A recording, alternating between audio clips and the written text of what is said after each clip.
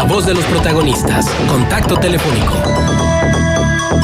Fátima, muy buen día. Juan Ceballos, Marcela Pámanes, saludamos desde Torreón, desde la comarca lagunera, atentos a estos índices de competitividad que nos dicen mucho. Y de acuerdo a cómo se ubican las capitales de los estados Durango y Saltillo y a cómo nos ubicamos en la comarca lagunera, la pregunta sería, ¿con quién nos enojamos, Fátima?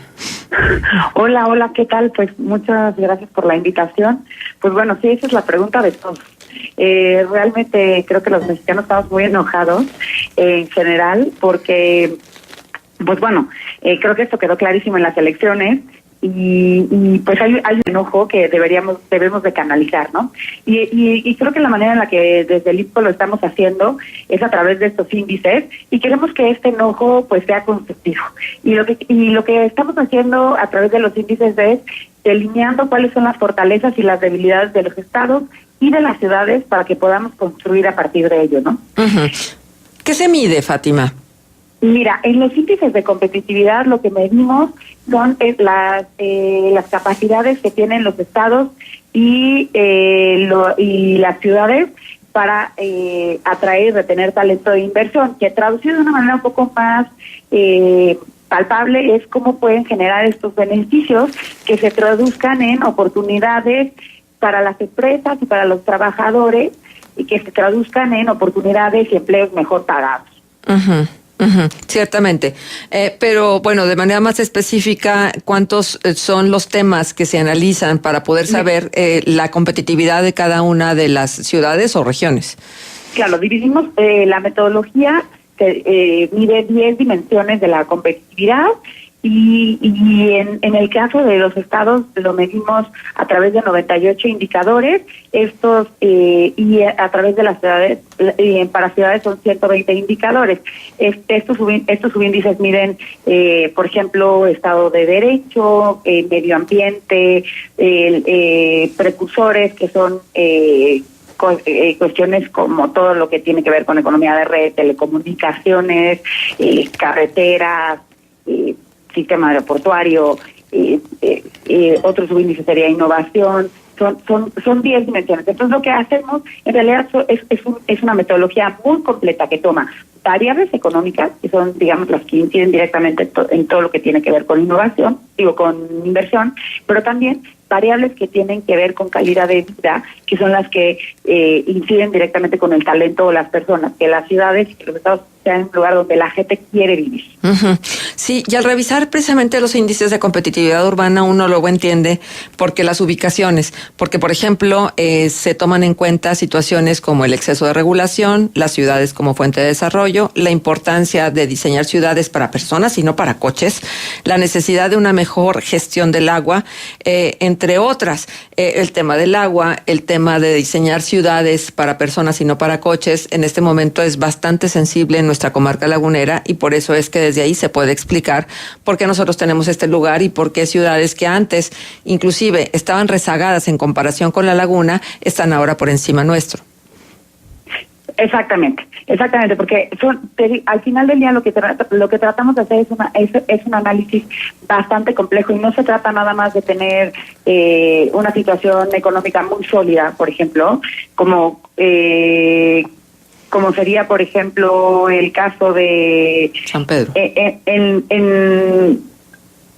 En la laguna, por ejemplo, en donde la percepción de seguridad ha mejorado muchísimo y esto creo que me parece que es un indicador muy bueno que se ha convertido en una invitación, digamos, para la llegada de nuevas inversiones pero sin embargo todavía hay señales de baja productividad, se ha invertido poco, digamos, en términos de investigación y esto pues todavía es un área grande o importante para la ciudad, ¿no? Ah, claro. Y en términos de transporte, por ejemplo, esto me llama la atención. Me parece que la ciudad ya ha empezado a invertir en transporte público, ¿no? Me parece que ya se ha puesto las pilas. Y bueno, y hay algo que es importante decirle al auditorio, es que nuestra medición se hace con datos de 2016. A nosotros nos encantaría tener este dato a 2017 o a 2018, sin embargo, como trabajamos con datos públicos, esto no se puede. Claro. Ahora, yo no sé, es que finalmente nosotros somos una zona metropolitana constituida por 2 estados. No sé si esto que hemos nosotros enarbolado como una ventaja competitiva a la larga nos esté frenando un poco en el progreso y avance, porque para que se pongan de acuerdo los estados y para que se saque un proyecto común, por ejemplo el del transporte metropolitano, pues ha sido muy difícil. Claro. No, mira, definitivamente, y eso es algo que es interesante. Nosotros en el índice de competitividad urbana tomamos a la zona metropolitana como un todo. Y eso es importante porque el ciudadano no distingue entre fronteras ni territoriales ni políticas a la hora de hacer su vida diaria. Ellos viven en un municipio y trabajan en otro y cruzan fronteras indistintamente en su vida económica, social, laboral, etcétera. Y ahora, sin embargo, claro que esto le añade complejidades. En el caso de La Laguna, a mí me gustaría contar un caso de estudio que incluimos en el libro que nos parece muy interesante destacar, que es el caso de la creación de la Policía Metropolitana, que se crea en 2012 y es uno de los ejemplos de coordinación metropolitana que vemos exitosos y de los muy pocos que vemos en el país, que hemos visto en el país, el cual pues habría que estudiarse con digamos que a mayor profundidad, pero lo que sí vemos es que este es el primer paso que dio La Laguna en términos de coordinación metropolitana. Se creó el Frente Común, se hizo un paquete, una serie de acciones metropolitanas de manera coordinada en términos de seguridad pública, y lo que vemos es que este tipo de pasos se asociaron a una reducción considerable de indicadores de seguridad, como lo son la tasa de homicidios, y en un periodo que va de 2011 a 2017 la tasa de homicidios se redujo en toda la zona metropolitana en 82%. Y esto es exactamente la causa de la reducción. No lo sabemos, pero esta asociación nos dice que esta dimensión local y la manera en la que se coordinaron las autoridades de la zona metropolitana, pues sí hace un llamado a que es importante darle esta dimensión local coordinada de problemas de seguridad, y además es una invitación a que todos los temas claves metropolitanos pues se deberían de estar estudiando de esta manera, ¿no? Claro, sí, muy importante esto que señalas, porque si pareciera que somos una isla en un país donde la inseguridad sigue siendo una lacra, ¿no? Una situación muy difícil de sobrellevar. Y sí, hay que repetir los modelos exitosos, ojalá y que esto continúe de esta manera, porque hay cierta alerta, hay ciertas alarmas en función de la seguridad siempre. Pero déjame preguntarte una cosa. ¿Por qué la Ciudad de México, Querétaro, Nuevo León, siempre, o por lo menos en la última década, son los estados y los lugares más competitivos? ¿Y por qué de manera recurrente y permanente Chiapas, Guerrero, Oaxaca son los menos competitivos, a pesar de que se destinan grandes cantidades de dinero, puesto que son los estados en pobreza? Mira, nuestra metodología entre las diferentes variables que tiene, incluye variables que te miden cuestiones estructurales y cuestiones coyunturales. Y entonces lo que vemos es que constantemente, pues esto te habla de la desigualdad y de los dos Méxicos que hay, ¿no? Las grandes diferencias que hay. Hay estados que pareciera que han construido instituciones para aprovechar, digamos, los recursos que hay, y con recursos me refiero a su gente, a las inversiones que les llegan, y que pareciera que constantemente están haciendo florecer o aprovechando cada vez mejor sus recursos, y hay estados en los que recurrentemente no. Y muchos de estos recursos que llegan a esos estados, pues no sé si se pierden en términos de corrupción, o si simplemente no se saben aprovechar bien, o no se destinan de la mejor manera o de la manera más eficiente. Pero habría que resolver esa pregunta. Pero definitivamente estás hablando de una cuestión estructural, y que no la va a resolver pues simplemente la llegada de una inversión, sino hay que resolver otro tipo de cuestiones estructurales que pues han permanecido por muchísimos años. Pero entonces, Fátima, no es una cuestión solamente de recursos, es una cuestión de eficiencia. Sí, exacto, y de la manera en la que se han tomado las decisiones. Ajá. Y llama la atención porque esto nos interesa aquí en Coahuila, que las ciudades más competitivas del índice de competitividad urbana por categoría son el Valle de México, más de 1 millón, Cancún, de 500,000 a 1 millón, Puerto Vallarta de 250,000 a 500,000 y de Piedras Negras menos de 250,000. Piedras Negras. Un municipio que en Coahuila, pues siempre, a pesar de que colinda con la frontera norte, pues ha estado rezagado y la verdad es que eso llama poderosamente la atención y me gustaría mucho poder entenderlo a partir de todo esto que tú nos has venido compartiendo, Fátima, de qué es lo que toman en cuenta para poder dar estas calificaciones. Mira, o sea, al final del día, las calificaciones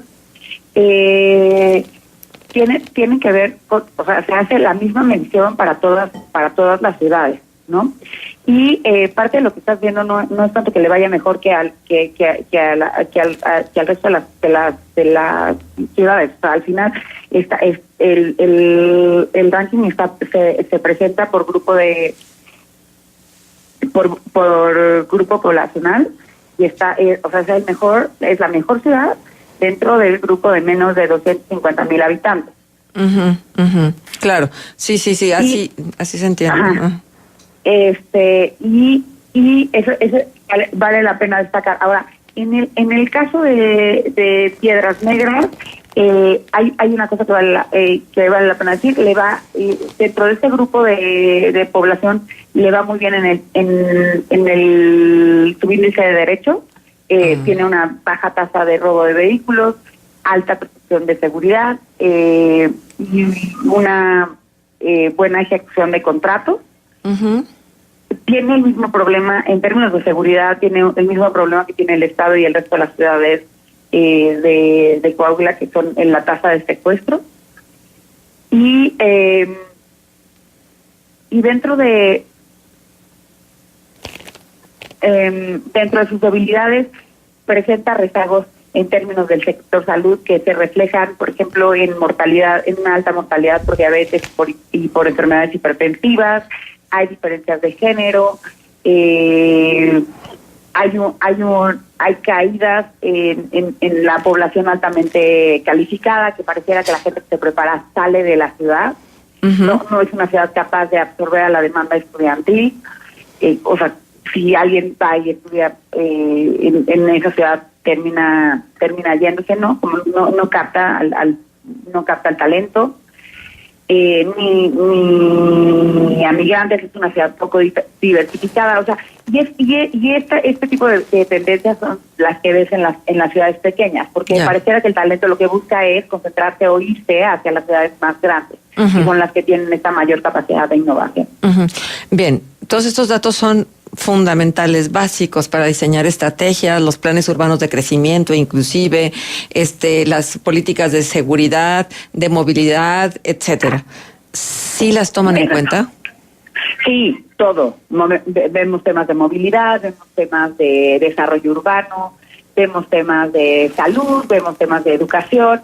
¿Y qué es lo que empiezas a ver? Mira, las ciudades grandes, normalmente las ciudades más grandes son las ciudades que van a tener problemas, por ejemplo, con respecto a movilidad, con respecto a muchas veces con respecto a seguridad, muchas veces con respecto a desarrollo urbano, porque son las ciudades que ya están en la frontera o que ya están empezando a tener retos más grandes con respecto a esa agenda, ¿no? Y porque son, digamos que los no sé si llamarlo como los malos necesarios o los que van aparejados con pues con la gran acumulación de personas que a su vez son las que te permiten estas economías de aglomeración que te permiten innovar, que te permiten reducir tus costos de infraestructura y todo lo que va aparejado con las grandes urbanizaciones, ¿no? En el caso del Valle de México, el Valle de México se cuece aparte. porque es la ciudad más grande. Y casi siempre, pues sí hay economías de escala aparejadas, ¿no? Entre más grande la ciudad, pues sí. El problema es que aquí no podemos, o sea, tenemos este gran grupo de más de 1 millón de habitantes, pero pues sí tienes estos grandes diferencias dentro de ese mismo grupo, ¿no? Claro. Porque no es lo mismo el Valle de México con sus 23 millones de habitantes que Guadalajara con 4 y así. Uh-huh. Bien, Fátima, pues muy interesante. Creo que podemos convocar a quienes tengan más interés de ir al detalle de este índice que ingrese a la página del INCO, inco.org.mx, y ahí está precisamente este índice de competitividad estatal urbano 2018. Sí, así es. Muchísimas gracias. Muchísimas gracias. Hasta luego, Fátima. Un gusto haberlos tenido aquí al INCO en los micrófonos de Contextos.